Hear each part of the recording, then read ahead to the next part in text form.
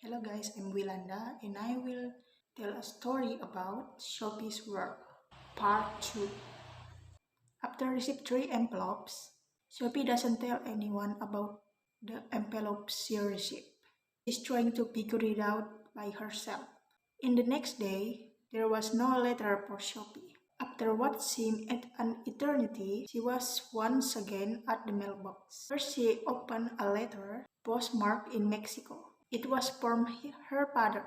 He wrote about how much he longing for home and how for the first time he had managed to beat the chief officer at chess. And then there was a brown envelope with her name on it, leaving her school bag and rest of the mail in the house.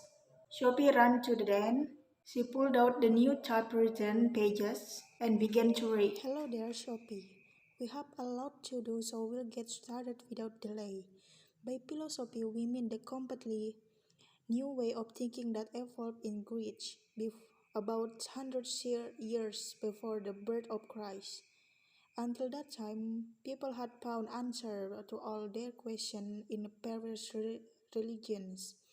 These religious explanations were handed down from generation to generation in the form of myths. A myth is a story about the gods, which sets out to explain why life is such ideas. Over millennia, a wide proportion of mythological explanation of philosophical questions spread across the world. The Greek philosophers attempt to prove that these explanations were not to be trusted. In order to understand how the early philosophers thought, we have to understand what it was like to have mythological picture of the world. We can take some Nordic myths as example. There's no need to carry coals to Newcastle. You have probably heard of Thor and his hammer. Before Christianity came to Norway, people believed that Thor rode across the sky in a chariot drawn by 2 goats. When he swung his hammer, it made thunder and lightning. The word thunder in Norwegian, Thordon, means Thor war. In Swedish, the word thunder is aska, originally asaka, which means God's journey over the heavens.